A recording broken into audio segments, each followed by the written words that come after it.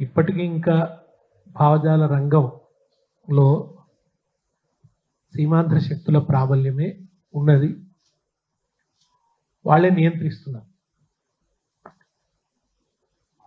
ఇవాళ ఇక్కడ అక్కడి పాలక వర్గాల ప్రాబల్యాన్ని మళ్ళీ పునఃస్థాపితం చేయడానికి, సుస్థిరం చేయడానికి కావాల్సిన ప్రాతిపదికలు నిర్మిస్తున్నారు. ఇటీవల కాలంలో ఆ ప్రయత్నాలు బలపడుతున్నాయి. ఇప్పుడు తెలంగాణ నీటి హక్కుల గురించి మాట్లాడిన, సాంస్కృతిక పరమైన హక్కుల గురించి దీని గురించి గట్టిగా మాట్లాడుతున్నప్పుడు మీరు మీ గొంతును ఎంత హెచ్చించాలో, ఎంత కటుగా ఉండాలో అంత కటుగా మీరు ఉండటం లేదు. మీరు ఎంతసేపు తెలంగాణ అంతర్గత విషయాల మీద, అంతర్గత మీ రాజకీయ పోటీ మీద లేదా రాజకీయ కక్షల మీద పెట్టిన దృష్టి తెలంగాణ హక్కుల మీద పెట్టడం లేదు అని మనం అన్నప్పుడు తిరిగి తెలంగాణ సెంటిమెంట్ మాటున ఈ రకమైనటువంటి ప్రయత్నాలు చేస్తున్నారని చెప్పి వాళ్ళు కొంచెం హేళనగా మాట్లాడే పరిస్థితి కనబడుతుంది. తెలంగాణ వాదానికి, పోరాటానికి సీమాంధ్ర మీడియా తగిలించిన పేరు తెలంగాణ సెంటిమెంట్. ఈ తెలంగాణ సెంటిమెంటు అనే మాటనే చాలా అసహ్యకరమైనది. తెలంగాణ అనేది ఒక నిర్హేతుకమైన సెంటిమెంటు కాదు. ఏదో పిల్లి అడ్డం వస్తే ముందటి బోధనో, తుమ్మొస్తే ఆ పనిని ఆపాలో ఇట్లాంటి సెంటిమెంట్ కాదు తెలంగాణ అనేది. తెలంగాణ అనేది ఒక గుడ్డి నమ్మకం కాదు కదా, ఒక అంధవిశ్వాసం కాదు కదా. అత్యంత సహేతుకమైనటువంటి కారణాలతో అన్యాయం జరిగిన అనుభవాల్లోంచి, వివక్షణను, విద్రోహాల్ని అనుభవించినటువంటి ఆ తరాలు నాశమైపోయినటువంటి దుఃఖంలోంచి ఎగిసిపడినటువంటి దృక్పథం తెలంగాణ అయితే దాన్ని ఒక సెంటిమెంటు అనే మాటను పదే పదే మాట్లాడడం, ఆ మాయలో పడి తెలంగాణ వాళ్ళు కూడా అదే మాట అంటారు, తెలంగాణ సెంటిమెంట్ అంటారు. కనుక ఈ తెలంగాణ సెంటిమెంటు అనే మాటను ఉపయోగించడం తెలంగాణ వాళ్ళు మానేయాలన్నది, అది ఉపయోగించకూడదు అనేది నా విజ్ఞప్తి. ఇకపోతే 4 కోట్ల ప్రజల గుండె చప్పుడు జై తెలంగాణ నినాదం. 52లో జరిగిన ముల్కీ పోరాటపు రక్తధారల్లోంచి ఊపిరి పోసుకున్న నినాదం. 69 ఉద్యమానికి ఒక గొప్ప ఉత్తేజాన్ని ఇచ్చినటువంటి నినాదం జై తెలంగాణ నినాదం. 69 మీద జరిగిన అణిచివేత, 369 మంది అమరులైపోవటం, మన గడ్డగట్టిన దుఃఖానికి ఒక చిహ్నంగా అసెంబ్లీ ముందట అమరవీరుల స్తూపం ఉంది. అది మళ్ళీ 97 నుంచి మలిదశ పోరాట, 96 నుంచి మలిదశ పోరాటానికి సంబంధించినటువంటి బీజాలు తెలంగాణ మేధావులు, తెలంగాణ విద్యావంతులు, ఆలోచనా పరులు వెదజల్లుతున్నటువంటి నేపథ్యంలో ఒక జయశంకర్ గారు, ఒక కాళోజీ గారు, భూపతి కృష్ణమూర్తి గారు, బియ్యాల జనార్దన్ రావు గారు, సిద్ధారెడ్డి గారు, కె శ్రీనివాస్ గారు, సంక్షేప్ శ్రీనివాస్ గారు, ఇంకా అనేక మందిని, చాలా మందిని పూనుకొని, ఇంకా అనేక పేర్లు అనుకోండి, గోరటెంకన్న లాంటి వాళ్ళు అద్భుతమైన పాటలు రాసి, అందశ్రీ లాంటి వాళ్ళు పాటలు రాసి, చాలా మంది చేసి మనం ఈ జై తెలంగాణ నినాదాన్ని తిరిగి దానికి ఒక జవసత్వాలు ఇచ్చాము, అది తిరిగి పునర్జీవం అయ్యేలాగా చేసినాం. ఇవాళ విషాదం ఏంటంటే ఇవాళ ప్రభుత్వంలో జై తెలంగాణ నినాదం మీద ఒక అప్రకటిత నిషేధం ఉంది. ముఖ్యమంత్రి నోరు కాలుతుంది అనుకుంటాడు ఆయన జై తెలంగాణ అంటే, ఆయన జై తెలంగాణ అనడు. విషాదం ఏంటంటే మన మాతృభూమికి మనం జై అనకపోవడం, ముఖ్యమంత్రి అనకపోవడం ఏంటి? ఇది ఏ రాష్ట్రానికన్నా పోండి, జై మహారాష్ట్ర అంటారు, జై కర్ణాటక అంటారు, జై ఒడిషా అంటారు. వాళ్ళ రాష్ట్రాలకు వాళ్ళు జై అనడం అనేది ఒక సగర్వమైనటువంటి విషయం, ఒక ప్రైడ్. కానీ మన రాష్ట్ర ముఖ్యమంత్రికి జై తెలంగాణ అనడం ఇష్టం ఉండదు. ఆయన రాష్ట్ర ముఖ్యమంత్రి అంటలేడని మంత్రులు అంటలేరు, మంత్రులు అంటలేరని ఆఫీసర్లు అంటలేరు, ఆఫీసర్లు అంటలేరని ప్రభుత్వ యంత్రాంగం అంటలేరు. ఇది అప్రకటితంగా జై తెలంగాణ మీద నిషేధం విధించబడ్డది. వాడు ఇంతకంటే తెలంగాణకి అవమానకరమైన పరిస్థితి ఇంకొకటి ఉంటుందని నాకు అనిపిస్తుంది. ప్రభుత్వమే అనకపోతే ఎట్లా? ఒకవైపు రేవంత్ రెడ్డి అనకపోయేసరికి దాన్ని బీజేపీ ఎమ్మెల్యే కూడా మొన్న రాగమెత్తుకున్నాడు. ఆయన ఏమంటాడంటే ఇక జై భారత్ మాత అందాం, ఇంకెన్ని రోజులు జై తెలంగాణ అంటామంటున్నాడు. జై భారత్ మాత అనడానికి ఏం అభ్యంతరం లేదు, ఎవరికి అభ్యంతరం ఉండదు. అందరం భరతమాత పుత్రులం, సగర్వమైన పుత్రులం. భారతీయ వారసత్వానికి మన అందరం కూడా, అయితే భారతీయ వారసత్వానికి ఎవరి నిర్వచనాలు వాళ్ళకు అనుకోండి, అది వేరే విషయం, వాళ్ళు ఇస్తున్న నిర్వచనం వేరు. కనుక భారతీయ వారసత్వానికి అందరం వారసత్వం భావించే వాళ్ళని. కానీ ఆయన కూడా ఏమంటున్నాడంటే ఇంకా జై తెలంగాణ మానేయండి అంటున్నాడు. ఇద్దరి స్వరం ఒకటే, జై తెలంగాణ అనేది ఇక మానేయండి. జై తెలంగాణ వాళ్ళకు ఒక కంటగింపుగా, వాళ్ళకు ఒక పంటి కింది రాయిలాగా కంట్లో నలుసులాగా ఎందుకుంటున్నది. జై తెలంగాణ అంటే ఉద్యమ చరిత్ర యాదికి వస్తుంది. ఉద్యమ చరిత్ర యాదికి వస్తే ఉద్యమంలో వాళ్ళని నిర్వహించిన పాత్ర గుర్తుకొస్తుంది. లేదా ఇంకా వాళ్ళని నడిపిస్తున్నటువంటి పైన ఉన్న వాళ్ళు ఎవరో గుర్తుకొస్తుంది. కనుక ఆ జై తెలంగాణ నినాదం చుట్టూ ఉండే ఉద్వేగము, చరిత్ర ఇవన్నీ మరుపుకు గురి కావాలంటే అది అనొద్దు, దాన్ని డిస్కరేజ్ చేయాలి అనేటువంటి ఒక మాయోపాయము, ఒక కుట్ర ఇవాళ అమలవుతుంది. నేను ఇవాళ ఈ రౌండ్ టేబుల్ సమావేశం వేదికగా డిమాండ్ చేసేది, ప్రతి సమావేశంలో ముఖ్యమంత్రి జై తెలంగాణ అనాలి, అని తీరాలి. అనకుంటే తెలంగాణ ప్రజలు నిన్ను క్షమించరు, నువ్వు హీన చరిత్రుడు అవుతావు. తెలంగాణ ప్రజలు దీన్ని సహించరు. ఇవాళ ఇదే బీజేపీ ఎమ్మెల్యే మహారాష్ట్ర వాళ్ళకి చెప్తాడా జై మహారాష్ట్ర అనొద్దని? అక్కడ బీజేపీ ప్రభుత్వం ఉందిగా. మీరు జై మహారాష్ట్ర అనొద్దు, కేవలం జై భారత్ మాత అనాలి తప్ప జై మహారాష్ట్ర అనొద్దు అని చెప్తారా? తంతర పట్టుకొని మహారాష్ట్రలో. కానీ తెలంగాణలో చెప్పగలుగుతున్నారు ఆ మాట.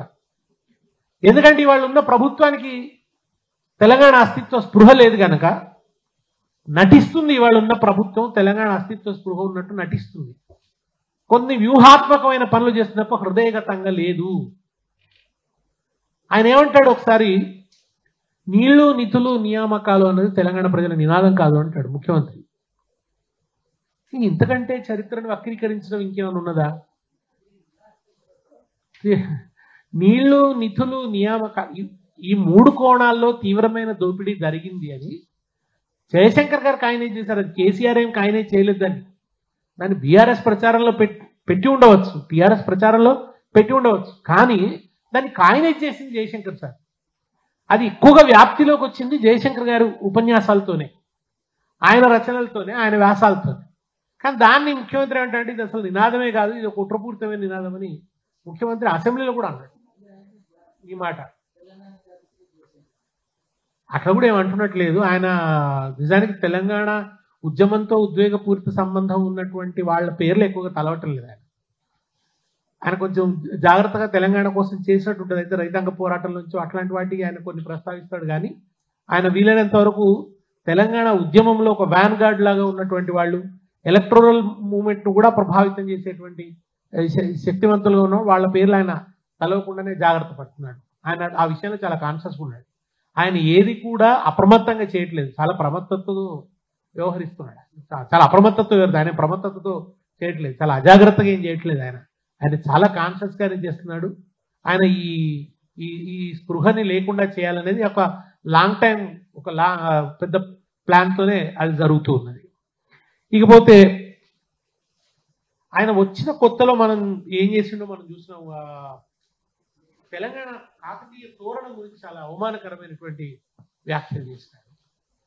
ఎంతసేపు ఒక కుతర్కం ఏంటంటే గత ప్రభుత్వం మీద ఆక్షేపించొద్దని నేను అనను, గత ప్రభుత్వపు తప్పుల్ని ఎత్తిపట్టొద్దని ఉండేనాడు. అది ఎట్లాగో నువ్వు ఒక ప్రతిపక్షంగా ఉన్నప్పుడు చేసావు, అధికారంలోకి వచ్చిన తర్వాత కూడా చేస్తావు, అది కానీ దాంట్లో భాగంగా తెలంగాణ అస్తిత్వాన్ని విఘాతం కలిగించే, చరిత్రను వక్రీకరించే, లేదా చరిత్రకు గుర్తులైనటువంటి వాటిని తృణీకరించే, న్యూనపరిచేటువంటి వాదనలు ముందుకు తీసుకురావడం అనేది మాత్రం చాలా విషాదకరం. ఆయన కాకతీయ తోరణం గురించి చాలా అవమానకరంగా మాట్లాడాడు. అది రాచరిక చిహ్నము అని చెప్పి దాన్ని అసలు లోగోలోంచే తీసేయాలని చెప్పి ఆయన మాట్లాడాడు. నిజానికి ఆ లోగో అనేది అది కూడా టీఆర్ఎస్ బుర్రలోనే పుట్టింది కాదు, కేసీఆర్ గారు ఒక్కరు ఒంటరిగా తీసుకున్న నిర్ణయం కూడా కాదు. అది ఉద్యమ కాలంలోనే ఫేస్బుక్ మాధ్యమంగా పాపులర్ అయింది. తెలంగాణ రాజముద్ర ఎట్లా ఉండాలి, తెలంగాణ అధికార ముద్ర ఎట్లా ఉండాలనేది ఫేస్బుక్ మాధ్యమంగా అది పాపులర్ అయింది. పాపులర్ అయితే దాన్ని ప్రభుత్వం వచ్చిన తర్వాత తీసుకొని దాంట్లో చార్మినార్ను కూడా చేర్చారు. చార్మినార్ని చేర్చడం వల్ల తెలంగాణలో ఉన్న ఒక మిలీజులీ సంస్కృతి, నిజానికి చార్మినార్ కూడా ఒక కరుణరసాత్మకమైన ప్రతీక. చార్మినార్ కూడా అది కేవలం రాజుల యొక్క దురహంకార ప్రతీక కాదు, అదేదో ఒక మన హింసా ప్రతీక కాదు, ఒక విలాసాలకు సంబంధించినటువంటి ప్రతీక కాదు. అది ఇక్కడ ప్లేగు వ్యాధి వచ్చి చనిపోతే ఆ చనిపోయిన వాళ్ళ స్మృతిలో నిర్మించినటువంటిది కనుక ఆ చార్మినార్ లోగోలో ఉండటం అనేది అది నిజంగా కూడా చాలా సమంజసమైంది, తర్వాత ఒక సామాజిక వర్గాన్ని మనం విస్మరించడం లేదని వాళ్ళకు కూడా ఒక ఆశ్వాసాన్ని ఇచ్చినట్టుగా ఉంటుంది. ఎందుకంటే తెలంగాణ ఉద్యమంలో జరిగింది సకల జనులు కలిసి చేసినటువంటి పోరాటం. అది ఏదో ఒక కులమో ఒక మతమో కొంతమంది చేసిందో కాదు. బహుశా ఏ ఉద్యమంలో రానంత ఐక్యత తెలంగాణ అస్తిత్వ కోణంలో తెలంగాణ ఉద్యమంలో వచ్చింది. కులాలు, మతాలు, సిద్ధాంతాలు, పార్టీలు అనేకం. జయశంకర్ గారి మాటలు చెప్పాలంటే ఆర్ఎస్ఎస్ నుంచి ఆర్ఎస్యు దాకా అన్ని భావజాలకు సంబంధించిన వాళ్ళు ఒక దగ్గరకు వచ్చి ఆనాడు జేఏసీ ఏర్పడిందంటే ఆ జేఏసీలో ఒక కమ్యూనిస్ట్ పార్టీ ఉంది, భారతీయ జనతా పార్టీ ఉంది. అన్ని పార్టీలు కూడా జేఏసీ అనే ఒక గొడుగు నీడ కిందకు వచ్చి ఉద్యమం కొనసాగించినటువంటి పరిస్థితి ఉన్నది. అయితే ఆయన చార్మినార్ గురించి కూడా అటువంటి ఒక అందుకని చార్మినార్ పెట్టడం వల్ల ఏమంటే ఆ సామాజిక వర్గానికి ఒక మనం సకల జనుల సమ్మె చేసినాం. పలానా మతం సమ్మె, పలానా కులం సమ్మె ఏం చేయలేదు కదా. కనుక తెలంగాణ ఏర్పడిన తర్వాత కూడా అన్ని వర్గాలను విశ్వాసంలోకి తీసుకొని అన్ని వర్గాలకు కూడా ఒక నమ్మకం కలిగిస్తూ వాళ్ళ సంక్షేమానికి ఒక వాగ్దానం చేస్తూ ప్రభుత్వాలు ముందుకు పోవాల్సినటువంటి అవసరం ఉంటుంది. కానీ చార్మినార్ గురించి చేసినటువంటి వ్యాఖ్యలు దాన్ని పొంచి ఉన్న శక్తులు ఎప్పుడెప్పుడు మతపరమైనటువంటి ఉద్రిక్తలు వచ్చినా లేదా ఒక మతం మీద ఒక ప్రత్యేకమైన ఒక దాడి చేయాలని ఆ పొంచి ఉన్న శక్తులు దాన్ని ఆహ్వానించాయి. అవును, చార్మినార్ తీసేయాలన్నమాట. అంటే తెలంగాణలో ఉన్న ఒక సహనశీల సంస్కృతికి, ఒక సామరస్య సంస్కృతికి, సహజీవన సంస్కృతికి స్వయంగా ముఖ్యమంత్రి విఘాతం కలిగించే విధంగా చార్మినార్ గురించి ఆయన వ్యాఖ్యానించాడు. కాకతీయ తోరణం కూడా చాలా ఆప్ట్ తెలంగాణకి. ఎందుకంటే దాంట్లో ఉండే ఆ 7 కలశాలు సప్తమాతృకలు మన దగ్గర ఉన్న అమ్మతల్లుల ఆరాధనకు చిహ్నం. దాంట్లో ఒకట్లా తల ఎత్తిన మొసలి ఇక్కడి జల సంపదకు సాక్ష్యం. ఆ లతలు తీగలన్నీ కూడా గొలుసు చెరువులకు ప్రతీకలు. కనుక అట్లా తెలంగాణ భూభౌతిక స్థితి, చరిత్ర వీటన్నిటినీ ప్రతిబింబించే విధంగా కాకతీయ తోరణం ఉంది. కాకతీయులు చాలా పెద్ద సామ్రాజ్యం. ఆ సమయంలో ఇరిగేషన్ అద్భుతంగా మన దగ్గర అభివృద్ధి చెందింది. వీటన్నిటి నేపథ్యంలో నుంచి కాకతీయులు అనేది ఆ తోరణం అంటే ఏ రాష్ట్రమైనా తన ప్రాచీనమైనటువంటి శిల్ప సంపదలోంచి మనకి ఇంతకుముందు ఆంధ్రప్రదేశ్ ఉన్నప్పుడు కూడా ఫణిగిరి నుంచి తీసుకున్నటువంటి కలశం గుర్తుగా ఉంది. మన శ్రీవిల్లిపుత్తూరు గోపురం తమిళనాడుకు వాటికి వాళ్ళ లోగోలో గుర్తుగా ఉంటుంది. అట్లనే కర్ణాటకకు సంబంధించినటువంటిది కూడా అటువంటి ఒక హోయసల రాజుల మన శిల్పాల్లో తీసుకున్నటువంటి గుర్తే ఉంటుంది. ఒక కోణార్కకు సంబంధించింది ఆ ఒడిశా వాళ్ళు. ఎవరికి చూసినా మనం వాళ్ళు వాళ్ళ ప్రాచీన కాలంలోని ఆ శిల్ప సంపద, కళా సంపదకు గుర్తుగా ఉన్నటువంటి ఓ ప్రతీక. అంతేందుకు భారతదేశానికి కూడా మనం సారనాథ్లో తీసుకున్నటువంటి ఆ 3 సింహాల ఇది పెట్టుకుంటాం. కానీ ఇది 4 సింహాలు, ఒక్కొక్క సింహం కనిపించదు అనుకోండి. అయితే ఈయన ఆ స్పృహేమీ లేకుండా అవగాహన రాహిత్యం, సంకుచిత దృక్పథం తోని అది తెలంగాణ అస్తిత్వాన్ని అవమానపరిచే విధంగా ఆ తోరణాన్ని గురించి, చార్మినార్ గురించి కూడా ఆయన వ్యాఖ్యానించడం జరిగింది. ఇంకొకటి మనకు తెలంగాణలో ఉద్యమం వచ్చిన తర్వాత వచ్చిన ఒక మంచి సాంప్రదాయం ఏంటంటే ఏ పని మొదలుపెట్టినా, ఏ రాజకీయ నాయకుడు తన కార్యాచరణ మొదలుపెట్టినా, రచయితలు ఏదన్నా ఒక కార్యక్రమం తీసుకున్నా, ఒక యాత్ర చేసినా, ఒక ప్రచార యాత్ర చేసినా, ఏం చేసినా అమరవీరుల స్తూపం దగ్గరికి పోయి దండం పెట్టి 4 పూలు పెట్టి వాళ్లకు శ్రద్ధాంజలి ఘటించి అక్కడి నుంచి బయలుదేరడం అనేది ఒక ఆనవాయితీగా మారింది. ఆ ఆనవాయితీని ప్రభుత్వం బ్రేక్ చేసింది, లేకుండా చేసింది. ఈయనకి ఎందుకో అది ఇష్టం లేదు ఆ పని చేయడానికి. వీలైనంత వరకు ఆయన ఆ స్మరణ కూడా చేయడు. ఆ ఆనవాయితీని ఆయన దెబ్బతీస్తూ ఉన్నాడు. ఇది కూడా నాకు అమరవీరుల స్తూపం పట్ల జరుగుతున్న ఒక రకమైన అపచారం అనేటువంటి భావన కలుగుతూ ఉన్నది. నిజానికి అది ఒక మాండేటరీ. ఖచ్చితంగా ఎవరు అయినా కానీ అక్కడి నుంచి ప్రారంభం కావడం, ఇవాళ ఈ రాష్ట్రం ఉనికిలో ఉందంటే వాళ్ళ త్యాగం. అది 69లో జరిగినటువంటి వాళ్ళు ధారపోసిన నెత్తురు. అది 69 అమరులు కావచ్చు, ఆ తర్వాత మల్దశ పోరాటంలో తమ శరీరాలను దగ్ధం చేసుకున్నటువంటి యువకులు కావచ్చు. వాళ్ళందరి త్యాగ ఫలం, వాళ్ళందరి రక్తం ధారపోస్తే వచ్చినటువంటి రాష్ట్రం కనుక వాళ్లకు దండం పెట్టుకుని కార్యక్రమాలు ప్రారంభించడం అనే ఆనవాయితీని అది మానవేదమైనటువంటిది కాదు, అది సరైనటువంటి పద్ధతి కాదు. అది తెలంగాణను అవమానిస్తుంది. నేను ఇంతకుముందు చెప్పినట్టు ఈ మన చార్మినారు వీటిని ఆయన అవమానించిన తర్వాత జనరల్గా ప్రభుత్వంలో ఎవరైనా వస్తే కాకతీయ తోరణాన్ని మెమెంటోగా ఇస్తారు, చార్మినార్ని మెమెంటోగా ఇస్తారు. ఇప్పుడు సందేహిస్తున్నారు గవర్నమెంట్లో ఇయ్యాల వద్దా అని. అంటే దాని పట్ల ఒక అవగాహనకరమైన దృక్పథం ఏర్పడ్డదనమాట చార్మినార్ పట్ల, కాకతీయ తోరణం పట్ల. అది అది అది అది ఇస్తే ఎట్లా అని ఊళ్ళల్లో అక్కడ పట్టించుకోవట్లేదు, ఏదో వరంగల్లో అక్కడ పట్టించుకోవట్లేదు, కానీ హైదరాబాద్ ఆఫీసులలో కాకతీయ తోరణం ఇవ్వాలంటే అనుమానించే పరిస్థితి వచ్చి మనం అది ఇవాళ వద్దా అని చెప్పి. ఇక ఇంతకుముందు మిత్రులు కూడా పేర్కొన్నారు, తెలంగాణ తల్లి రూపం మార్చడం అనేది ఒక అవాంఛనీయమైనటువంటి ఒక ప్రహసనం, అనవసరమైన ప్రహసనాన్ని ఆయన ముందుకు తీసుకొచ్చారు. నిజానికి ఏ ప్రజలు డిమాండ్ చేయలేదు, ఎక్కడి నుంచి ఆ డిమాండ్ రాలేదు. తెలంగాణ తల్లి రూపం మార్చాలని ప్రజల నుంచి వచ్చినాడు, కేవలం ఒక ప్రతీకార ఇచ్చల నుంచి ఆ పనిచేసి.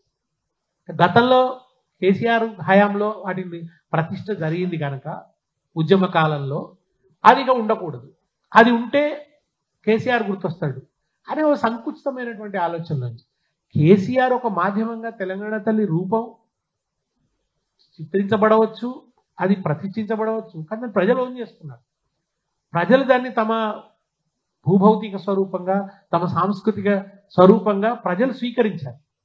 అసలు మనం అనేక సభలు జరిగితే, మన తెలంగాణ ఉద్యమ సభలు జరిగినప్పుడు ప్రతి సభలో వెనుక తెలంగాణ తల్లి బొమ్మ, అమరవీరుల స్తూపం ఉండేది. మనం ఆ విగ్రహాలను నిలబెట్టుకొని, మన వేదికల మీద విగ్రహాలు నిలబెట్టుకొని సభలు జరిగినాయి. విజయవంతుల వేదిక మీద జరిగిన అనేక సభలలో తెలంగాణ తల్లి ఫోటో ఉండేది. కనుక ఆ ఫోటో వచ్చిన తర్వాత అది పెట్టడం అనేది ఒక అందరూ ప్రజలందరికీ అనేక సంఘాలు చేసినటువంటి ఉపాధ్యాయ సంఘాలు, ఉద్యోగ సంఘాలు ఎవరు సభలు పెట్టినా కానీ ఆ తల్లిని పెట్టుకునేది. ఇవాళ ఆయన అర్జెంటుగా వచ్చి ఆ తల్లిని మార్చేయాలని అన్నాడు. ఆ తల్లిని మార్చేస్తే జరిగేది ఏంటంటే, ఆ తెలంగాణ తల్లి స్వరూపం ఉద్యమంలోంచి వచ్చింది, ఉద్యమ సందర్భంలోంచి వచ్చింది. ఆ ఉద్యమ జ్ఞాపకాలన్నిటితో కూడా దానికి సంబంధం ఉంది, అనుబంధం ఉంది, ఆ చాలు ఉంది దాని వెంట.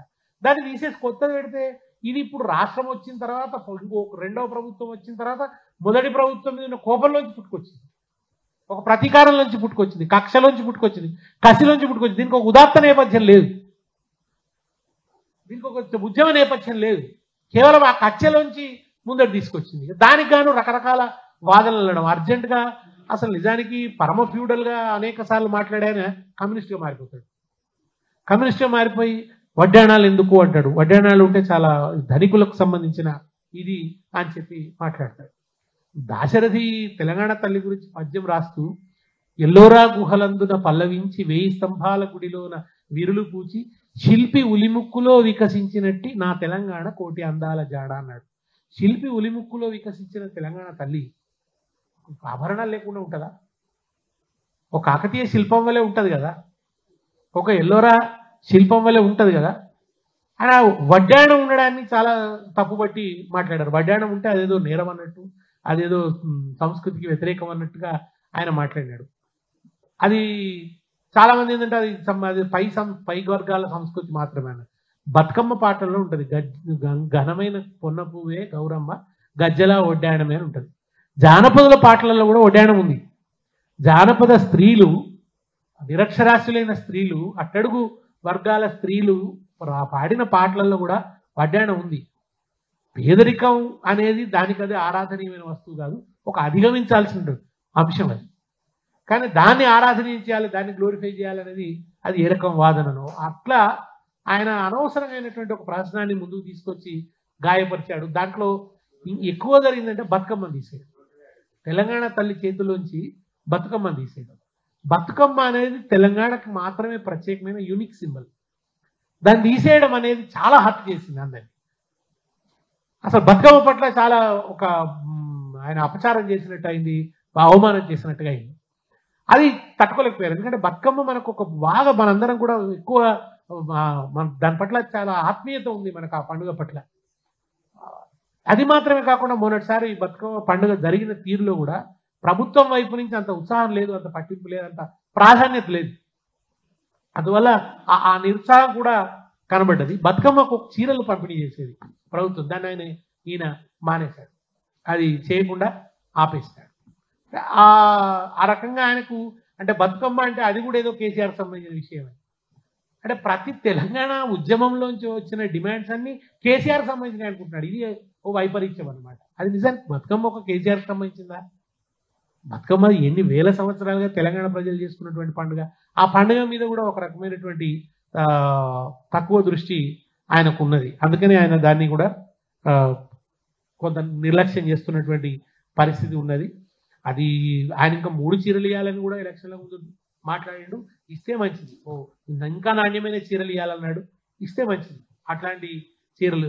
రెండవది మరీ బాధ అనిపిస్తున్నది ఏంటంటే, అంబేద్కర్ 125వ జయంతి సందర్భంగా అంబేద్కర్ విగ్రహం పెట్టినారు. 125 అడుగుల విగ్రహాన్ని పెట్టినారు. నిజంగా అది మన హైదరాబాద్కి ఒక తలమానికంగా ఉన్నటువంటి విగ్రహంగా చెప్పాలి. అంటే అంబేద్కర్ ఆయన వ్యక్తిత్వం ఎంత గొప్పదో, ఎంత సమున్నతమైనటువంటి వ్యక్తో, భారతీయులు ఆయన పట్ల ఎంత ఆరాధన ఉందో, ముఖ్యంగా ఆయన తెచ్చినటువంటి చైతన్యం వాళ్ళ అట్టడుగు వర్గాలలో ఎంత విస్తృతం అవుతుందో, ఎట్లా పరివ్యాప్తం అవుతుందో, అది ఎంత డెమోక్రటైజ్ చేస్తుందో మనందరం చూస్తున్నాం కనుక, ఒక డెమోక్రసీకి ప్రతీకగా, ఒక సామాజిక న్యాయానికి ప్రతీకగా అంబేద్కర్ గారిని అంత పెద్ద ఎత్తున పెట్టారు.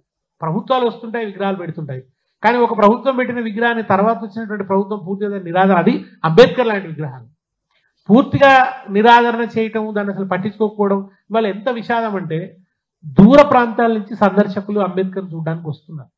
వస్తే తాళం తీస్తలేదు, ఆ గేట్ తాళం తీస్తలేదు. వాళ్ళు బయట నుంచి చూసి అసంతృప్తితో వెళ్ళిపోతున్నారు. తర్వాత అంబేద్కర్ చుట్టూ చెత్తా చెదారం పెరుగుతున్నది. దాన్ని తీసిన వాళ్ళు లేడు. కేసీఆర్ మీద కోపం అంబేద్కర్ మీద నిరాదరణగా మారితే ఎట్లా, అంబేద్కర్ విగ్రహం మీద నిరాదరణగా మారితే ఎట్లా? అంటే రాజకీయ సంకుచితత్వాలు, రాజకీయ దురుద్దేశాలు అవి మొత్తంగా ఒక భారతదేశానికి సంబంధించిన ఒక అత్యున్నతమైన ఒక ఐకాన్ మీద, ఒక పర్సనాలిటీ మీద, ఒక జాతీయ మూర్తి మీద ఇటువంటి వైఖరిని ప్రభుత్వం ప్రదర్శించడం, దీని గురించి ప్రశ్నే లేకపోవడం, అదేదో కేసీఆర్ సంబంధించిన విషయం, టీఆర్ఎస్ సంబంధించిన విషయం అన్నట్టు మిగతా వాళ్ళు కూడా అనుకోవడం కూడా అది చాలా సరైనటువంటిది కాదు. ఆ అంబేద్కర్ విగ్రహానికి సంబంధించిన తాళం తీయాలి, సందర్శకులను అనుమతించాలి. అంతేకాకుండా అక్కడ ఒక గ్యాలరీ ఉంది, ఒక హాల్ ఉంది ఆ అంబేద్కర్ విగ్రహంతో పాటు, దాన్ని వినియోగంలోకి తేవాలి. అక్కడ అంబేద్కర్కి సంబంధించినటువంటి ఆయన స్మృతులు, ఆయన పుస్తకాలు, ఆయన జీవిత చరిత్రకు సంబంధించిన ఫోటోలు, వీటన్నిటిని కూడా పెట్టి, అది ఎవరు టూరిస్టులు ఇక్కడికి వచ్చినా కానీ చూసేటువంటి ఒక ప్రాంతంగా దాన్ని మార్చాల్సింది పోయి దాన్ని పూర్తిగా నిరాదరణకు గురి చేసి మూలకు పడేసి నిరుపయోగంగా మార్చినారు.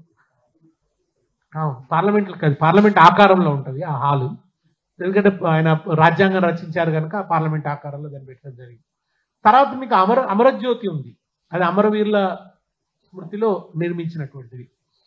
అది నిర్మించిన తర్వాత నిజానికి గత ప్రభుత్వం తొందరగా నిర్ణయం తీసుకోలేదు. దాంట్లో చరిత్రకు సంబంధించిన, అమరులకు సంబంధించిన సింబల్స్ అన్నింటినీ కూడా చేయవలసి ఉంది. అది చేద్దామనుకునేలోపు సరే ఈలోపు ప్రభుత్వం పోయింది.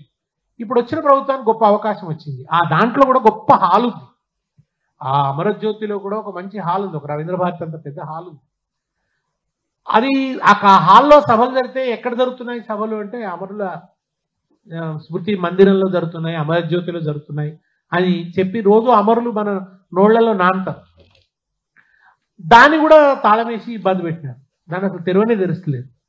దాంట్లో కూడా ఒక కమిటీ వేయచ్చు, వాళ్ళు మీకు ఇష్టమైన వ్యక్తులతోనే వేయండి, మీకు నచ్చిన వాళ్ళతోనే వేయండి. ఒక కమిటీ వేసి దాంట్లో తెలంగాణ చరిత్ర ప్రతిబింబించే విధంగా, అక్కడికి ఎవరైనా ఒక టూరిస్ట్ వస్తే అక్కడికి పోయి దాన్ని చూస్తే తెలంగాణ చరిత్ర తెలియజేసే విధంగా, తెలంగాణ మహోన్నతులైన మూర్తులు, వైతాళికులు వాళ్ళు తెలిసే విధంగా, తెలంగాణ అమరులు వాళ్ళు చేసిన త్యాగం, ఆ వివరాలన్నీ తెలిసే విధంగా ఎగ్జిబిషన్ కనుక దాంట్లో పెడితే అది వినియోగంలోకి వస్తుంది.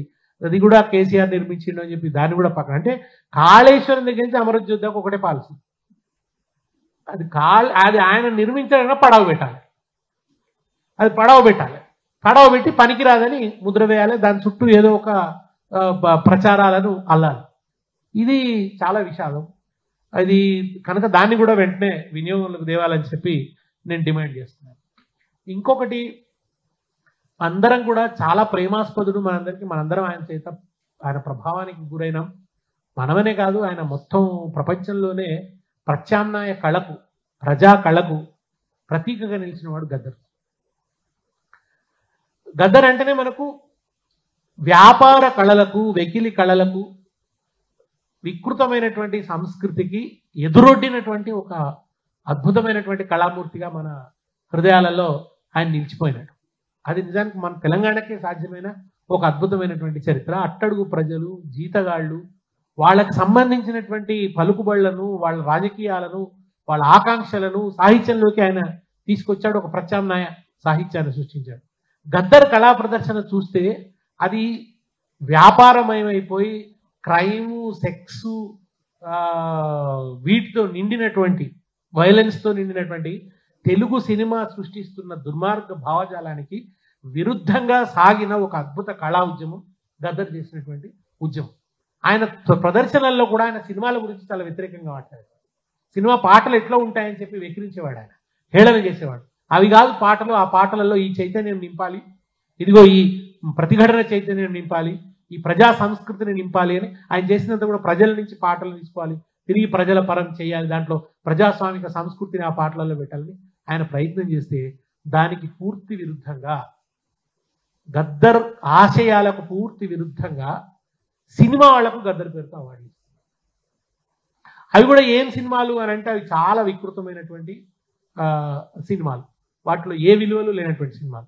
విలువలు లేని సినిమాలే కాకుండా తెలంగాణ చరిత్రనికి దాన్ని మతతత్వాన్ని ఆపాదిస్తూ ఆ చరిత్ర ఉండే గౌరవాన్ని భంగపరుస్తూ తీసిన రజాకార్ అనే సినిమాకు గద్దర్ అవార్డు ఇస్తే ఎట్లా? దీన్ని ఎట్లా భరిస్తుంది తెలంగాణ సమాజం? అందులోనూ ఇక్కడ కమ్యూనిస్ట్ పోరాటాలు ఇవాళకి బహుశా అది మళ్ళీ కమ్యూనిస్టులతో భాగస్వామ్యం పంచుకుంటున్న ప్రభుత్వం, మిత్రపక్షాలుగా కమ్యూనిస్టులు ఉన్న ప్రభుత్వం రజాకార్ సినిమాకి అవార్డు ఇచ్చింది. ఆ అవార్డు ఇస్తే అసలు ఎంతకంటే ఇంకా గద్దర్కు అవమానం ఇంకొకటి లేదు. అది గద్దర్ వ్యక్తిత్వ హననం. గద్దర్ వ్యక్తిత్వ హననం దాని ద్వారా జరిగిన తర్వాత ఇంకా ఆ ప్రోగ్రాంలో ఏం పాటలు పాడినో, యోయోకు రమ్మంటాడు, లేదో పాడితే మన పాడితల్ల ఇలా పడుతుంది, లేకపోతే తిడుతుంది లాంటి పాటలు ముఖ్యమంత్రుల ముందు, ఉప ముఖ్యమంత్రుల ముందు, వీళ్ళ ముందు పాడితే ఒక వెకిలి సంస్కృతిని, వికృత సంస్కృతిని, స్త్రీల పట్ల చాలా నీచమైన అభిప్రాయాలు ఉండేటువంటి పాటల్ని గవర్నమెంట్ ఎండార్స్ చేస్తే ఎట్లా? గవర్నమెంట్ వేదికల నుంచి అసలు మనకెందుకు సినిమా? మన దగ్గర సినిమాలు లేదు, తెలంగాణ సినిమానే ఇంకా రూపొందలేదు, తెలంగాణకు ఒక సినిమా రంగమే వికసించలేదు. అది పూర్తిగా కూడా వాళ్ళ కబంధాస్తాలనే ఉన్నది. అడపదడప కొన్ని సినిమాలు రావచ్చు, కొంతమంది దర్శకులుగా అట్లా అట్లా ఉండొచ్చు, కానీ వాళ్ళు ఎవరు కూడా అక్కడ నిర్ణాయక పాత్రలో లేరు. దానికి అసలు మనం కోట్లు కోట్లు ఖర్చు పెట్టి ఇదంతా చేయాల్సినటువంటి పనే లేదు.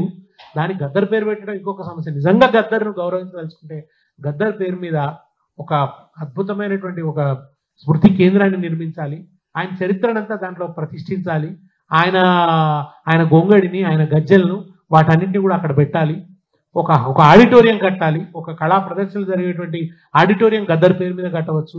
ఒక తీజన్ భాయినో లేకుంటే మన ఒక వివిధ భారతదేశ వ్యాప్తంగా ప్రజా కళలతో అద్భుతమైన ప్రదర్శనలు ఇస్తున్న వాళ్ళు ఎవరున్నారో, ఒక ప్రత్యామ్నాయ సంస్కృతి నిర్మించిన గొప్ప కవులు ఉన్నారు, ఒక జ్ఞానపీఠ స్థాయి ఒక అవార్డును గద్దర్ పేరు మీద పెట్టి ప్రతిసారి ఇస్తే, గద్దర్ పేరు మీద ఒక ప్రజా కళల ఉత్సవం చేస్తే, ఒక జానపద ఉత్సవం చేస్తే, ఒక తెలంగాణ గీతాల ఉత్సవం చేస్తే అది నిజమైన నివాళి అవుతుంది తప్ప ఈ యోయోకు రమ్మంటాడు లాంటి పాటలు పెట్టి అక్కడ గద్దర్ పేరును పెట్టడం అనేది ఇది చాలా నిజంగా కూడా అది ఆయన వ్యక్తిత్వానికి చాలా భంగకరమైనటువంటి విషయం. కనుక ఇక ముందు ఆయన పేరు మీద జరిగే కార్యక్రమాలలో అటువంటి అవాంఛనీయమైన వికృతమైనటువంటి పరిణామాలు చోటు చేసుకోవద్దని గద్దర్ అభిమానిగా నేను కోరుకుంటున్నాను. ఇక సరే, ప్రపంచ తెలుగు మహాసభలు గతంలో టీఆర్ఎస్ ప్రభుత్వం పెట్టినప్పుడే నిజానికి ప్రభుత్వాలు సాహిత్య సభలు పెడితే వ్యతిరేకించడం అనేది మన దగ్గర వామపక్షాలు అవి చాలాసార్లు చేస్తుంటారా, అవి జరిగినాయి చాలా. కానీ ఈసారి ఈయన ప్రపంచ సుందరిమణులు పోటీ పెట్టారు, కానీ నిజానికి రావాల్సినంత వ్యతిరేకత రాలేదు. నాకు చాలా కొంత వైచిత్రిగా అనిపించింది. అంతే కాకుండా అందాల పోటీలో ఏం జరిగింది అనేది ఇంగ్లాండ్ కంటెస్టెంట్ చెప్పింది, ఏ రకమైన సంస్కృతి ఉంది అనేది. అంటే లైంగిక వేధింపులు జరిగినాయి, మమ్మల్ని ఒక ప్రాస్టిట్యూట్స్ లాగా చూసినారు అని ఆమె ఇంగ్లాండ్కి వెళ్ళి అక్కడ ప్రెస్ మీట్ పెట్టి చెప్పింది. ఇది తెలంగాణ ప్రతిష్టను మసకబార్చేటువంటి విషయం కాదా? ఒక ముఖ్యమంత్రి తను ఇమేజ్ తెచ్చుకోవాలి అని అనుకుంటే ఆయన ప్రజలకు సంబంధించినటువంటి ఒక గొప్ప ఉపయోగమైనటువంటి పని ఏదైనా చేయొచ్చు, ప్రజల హృదయాల్లో చిరస్థాయిగా నిలిచిపోయే ఒక కావచ్చు. కానీ నాకు ప్రపంచవ్యాప్తంగా ఇమేజ్ రావాలంటే ప్రపంచ సుందరి మండల పోటీలు పెడతా అని ఆలోచించే ఆలోచన, అది ఏ రకమైనటువంటి ఆలోచన అనేది కూడా నిజానికి కొంచెం మనందరం, ఎందుకంటే ఒక ఒక సంస్కారవంతమైనటువంటి ఒక ఉద్యమ నేపథ్యాల నుంచి వచ్చిన వాళ్ళం కనుక అది కూడా చాలా తీవ్రమైనటువంటి ఆక్షేపణీయమైనటువంటి విషయం. ఈ రకంగా అటు నీళ్లకు సంబంధించి సంస్కృతికి సంబంధించి చాలా ప్రతిఘాతుకమైనటువంటి అంశాలు చోటు చేసుకుంటున్నాయి కనుక వీటన్నిటి పట్ల కాన్షియస్గా ఉండాలి. పుస్తకాల నుంచి పాఠం తీసేశారు. తెలంగాణ వచ్చిన సందర్భంగా ఒక పత్రికలో వచ్చిన సంపాదకీయం అంటే తెలంగాణ వచ్చిన సందర్భాన్ని, ఆ ఫార్మేషన్ డేని ఉద్వేగంగా ప్రతిబింబించిన ఒక సంపాదకీయం. దానివల్ల ఏంటంటే పిల్లలకి సంపాదకీయం గురించి తెలుస్తుంది. తర్వాత ఆ ఫార్మేషన్ డే నాటి ప్రజల మానసికత, ఆ ఆనందం, ఇదంతా కూడా చదువుకునే పిల్లలకు అర్థమవుతుందని ఆ పాఠం పెడితే ఆ పాఠం తీసేశారు. సిలబస్ మార్చే హక్కు ప్రభుత్వానికి ఉంటుంది, కానీ ఆ పాఠం తీసేయడం అనేది నిజంగా అంటే ఆ ఘటనను తెలియజేసేటువంటిది, ఆ ఫార్మేషన్ డే యొక్క ఇది తెలియజేసేది. దాన్ని తీసేశారు. అట్లనే ఇంతకుముందు సార్ చెప్పినట్టు పాత పుస్తకాలు ఉంటే పాత పుస్తకాల్లో ఆ ముఖ్యమంత్రి వేసిన కాలంలో వేసిన పుస్తకాలు ఆ ముఖ్యమంత్రి ఫోటోతో ఉంటాయి, ఈ ముఖ్యమంత్రి కాలంలో వేసిన పుస్తకాలు ఈ ముఖ్యమంత్రి ఫోటోలతో ఉంటాయి. ఆ పాత వాటిల నుంచి కూడా ఫోటోలు తీయించడం అనేది మరీ చాలా చిన్న చిల్లర చేష్ట, అది చీప్ వ్యవహారం. అది అవి కూడా ఈ ప్రభుత్వంలో చోటు చేసుకున్నాయి. కనుక వీటన్నిటికీ భిన్నంగా ఈ ప్రభుత్వం నడుచుకోవాల్సి ఉంది, హుందాగా నడుచుకోవాల్సి ఉంది, తెలంగాణ గౌరవం ఇనుమడింపజేసే విధంగా నడుచుకోవాల్సి ఉంది, సంస్కారవంతంగా నడుచుకోవాల్సి ఉంది. ఎందుకంటే ప్రధాన బాధ్యత నిర్వహిస్తున్న వాళ్ళు, ప్రధాన పీఠం మీద ఉన్నవాళ్ళు కొంత ఆదర్శంగా ఉండాలి. ఇదివరకు ఎవరు పలానా వాళ్ళు ఇట్లున్నారు నేను ఇట్లా అని వాదించినా కూడా తప్పే. కనుక ఆ రకమైనటువంటి పద్ధతి సరికాదు. తెలంగాణ అస్తిత్వం, గౌరవాన్ని ఇనుమడింపజేసే విధమైన ఆ అవగాహనతో ఈ అవగాహన పెంచుకోవాలి ఇప్పుడున్నటువంటి ప్రభుత్వం అని చెప్పి తెలియజేస్తూ, ఇంకా చాలా అంశాలు చాలా ఉన్నాయి, చాలా కోణాల్లో మాట్లాడుతూ మిగతా వక్తలు మాట్లాడతారు. నమస్కారం.